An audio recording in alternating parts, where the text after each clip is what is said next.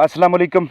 Video में बात होगी कि वो कौन से ज़रूरी इक़दामात हैं कि जिनकी बुनियाद पर हम अपनी मुर्गियों से सालाना अंडों की मिक़दार में इजाफ़ा कर सकते हैं, अंडों की बेहतरीन शरह ले सकते हैं। हमें ये इल्म होना चाहिए कि हमने पहचान कैसे करनी है कि कौन-सी मुर्गियाँ हमें अंडा दे रही हैं और कौन-सी ऑस्ट्रेलाप मुर्गियाँ हमें अंडा नहीं दे रही।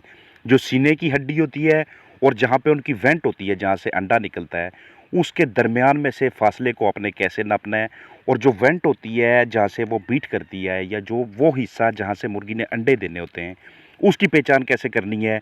इसकी ग्रेडिंग के वाले से कि ग्रेडिंग यानी कि छांटी इनकी किस बुनियाद पे हमने करनी है, ये बहुत ज़रूरी अनासर होते हैं। सबसे अहम चीज़ होती है कि आपने अपनी मुर्गी की ओवरी सही तरह से बनानी है। ओवरी इसके जिस्म का वो हिस्सा होता है कि जिसके अंदर अंडा तैयार होता है और बेहतरीन किस्म की ओवरी तब ही तैयार होती है कि जब आप क्वालिटी चिक्स लेके, मयारी चूज़े लेके आप उसकी लाइट के ऊपर किसी किस्म का कंप्रोमाइज़ नहीं करते। आगाज़ में आप उसको 24 से 32 घंटे लाइट दे के उसके बाद आप उसे बिल्कुल लाइट नहीं देते, सिर्फ़ नेचुरल डे लेंथ पे रखते हैं, ताकि बाद में जब उसका वज़न पूरा हो जाए, तो वज़न पूरा होने के बाद आप उसकी लाइट में आस्ता-आस्ता से इज़ाफ़ा करना शुरू करते हैं।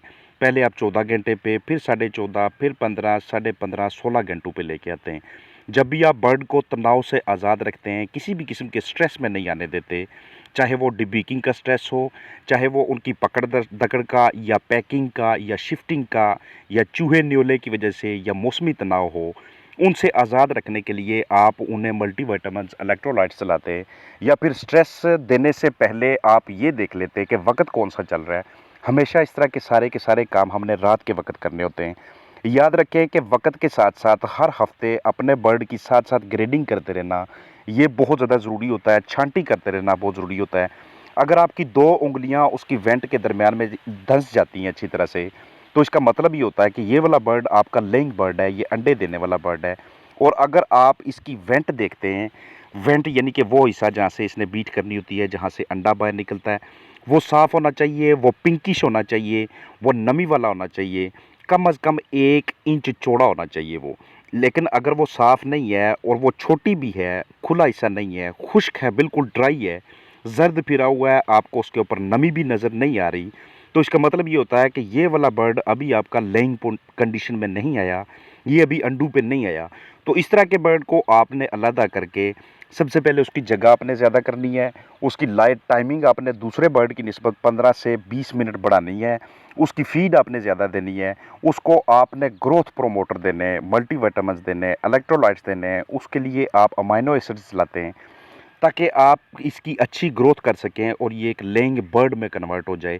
बेहतरीन किस्म की जो ब्रूडिंग होती है, जो पहले 7 से 10 दिनों का टाइम होता है आपके चिक्स का, वो आपके इन चिक्स को अच्छी पट्टियों में और उन पट्टियों को बेहतरीन किस्म की लेइंग हेन्स में, अंडे देने वाली मुर्गियों में कन्वर्ट करना बड़ा ही ज़रूरी होता है। एक बेहतरीन किस्म का मुर्गी खाना आपने रखना है कि जिसमें हवादार सिस्टम हो। हर हफ्ते आप उसका हेल्थ स्टेटस या तो खुद बेहतरीन तरीके से मुआयना करते हैं या किसी डॉक्टर का विज़िट करवाते हैं और रोज़ाना सुबह के टाइम अपने बर्ड की आप चाल देखते हैं कि पिछले दिन की निस्बत आज इसमें किसी किस्म का कोई फ़र्क तो नहीं नज़र आ रहा आपको। जो बर्ड आपको बीमार नज़र आता है ज़रा सा भी, या वो बर्ड जो अंडे नहीं देता, उसके लिए आप अलग से खाना बनाते हैं। हाज़मा बेहतरीन रखने के लिए आप अपने बर्ड के खुराक खिलाने के बाद बर्तन ऊपर करते हैं या फिर वो बर्तन बाहर निकाल देते हैं। और अगर आप देखें कि आपके बर्ड का फीड इनटेक ठीक नहीं है, तो उसके लिए आप फिर उसे एप्पल साइडर विनेगर यानी कि सेब का सिरका इस्तेमाल करवाते हैं, या फिर आप अपने बर्ड को कार्बोनेटेड मिक्सचर जो कि कोलिक के नाम से आता है या अल्फ़ाल्फ़ा सिरप देते हैं। ये वाली वो चीज़ें हैं कि जो आपके बर्ड का हाज़मा बेहतरीन रखती हैं।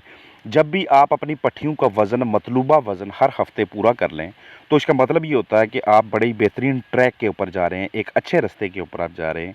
क्योंकि जब भी अगर वो आपके पास बैंटम बर्ड्स हैं, तो वो जब तक 900, 915, 920 ग्राम का वज़न क्रॉस नहीं करते, तब तक आपने उनकी लाइट में इज़ाफ़ा नहीं करना, उनको सिर्फ़ दिन की रोशनी में रखना है।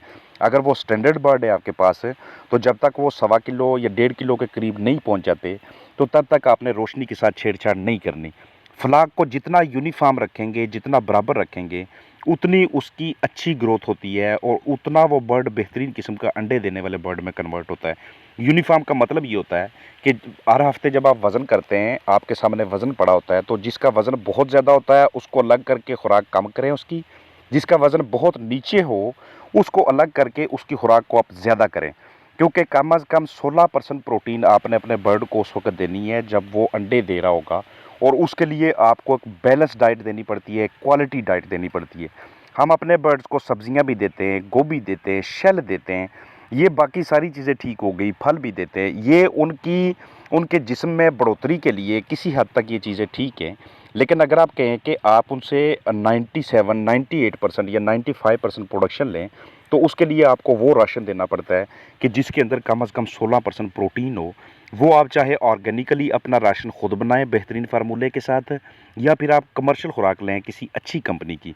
जितने आप उनके घरौंदे साफ़ रखेंगे, इनका नेस्ट मटेरियल जितना साफ़ रखेंगे, जितनी ज़्यादा से ज़्यादा अपने बर्ड को आप धूप लगाएंगे, कैल्शियम का अच्छा सोर्स देंगे, उतना आपको अच्छी प्रोडक्शन हासिल होने वाली है अंडों से।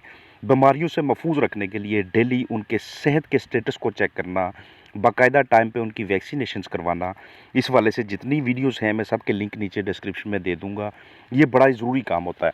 हफ्तावार आपने इनके अंदर डिसइंफेक्शन करवानी है, जरासीम कुशी करवानी है, हाउस के अंदर भी और बाहर की जानब भी। ताज़ा पानी सप्लाई करना बहुत ज़रूरी होता है। ऐसा कभी ना कीजिएगा कि सुबह के टाइम पानी भरा है और वो जाके शाम को ख़त्म हो गया और हमारा काम भी ख़त्म हो गया। जितना पानी बर्ड एक दिन में पीता है, उस पानी के कम से कम 4 हिस्से बनाएं, 4 हिस्सों में उसे तकसीम करें। सबसे इम्पॉर्टेंट चीज़ होती है कि आपने तफैलियों पे नज़र रखनी है, पैरासाइट्स पे नज़र रखनी है। ये पैरासाइट्स वो बलाएँ हैं कि जो आपके बर्ड के अंदर से खून को चूसते रहते हैं, ग़िज़ा में मौजूद ग़िज़ाइयत को इस्तेमाल करते रहते हैं, और आपका बर्ड आहिस्ता-आहिस्ता प्रोडक्शन छोड़ता जाता है, नीचे आता जाता है।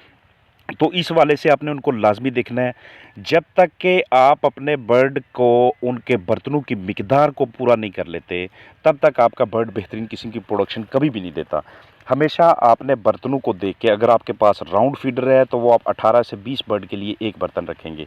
अगर आपके पास ड्रिंकर है तो वो कम से कम आपने 75 बर्ड के लिए रखना है।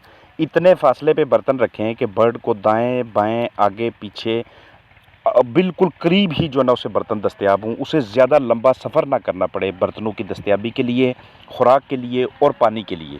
जब भी अपने बर्ड को वैक्सीन करें, वैक्सीन का हमेशा दुरुस्त तरीक़ाकार अपनाएं, क्योंकि वैक्सीन का जो स्ट्रेस होता है ये भी आपके बर्ड की प्रोडक्शन को नीचे ले आता है। चाहे वो पानी वाली हो, कतरे वाली हो, स्प्रे वाली हो या टीके वाली हो। बायोसिक्योरिटी एक इम्पॉर्टेंट फैक्टर होता है कि अपने बर्ड के नज़दीक आपने जरासीम नहीं जाने देने। अंदर अगर आप अच्छे तरीके से मैनेजमेंट कर रहे हैं तो हमेशा जरासीम बाहर से आएंगे। आगाज़ में आपने 3 टाइम खुराक देनी है, सुबह, दोपहर और शाम। दर्जा हरारत का आपने ध्यान ऐसे रखना है कि 5 डिग्री से ज़्यादा दर्जा हरारत अपने बर्ड का ना होने दीजिएगा। अगर आपके बर्ड का रात को टेम्परेचर हाउस का जाता है 20 पे, तो आपने दिन को उसको 25 से ऊपर नहीं जाने देना।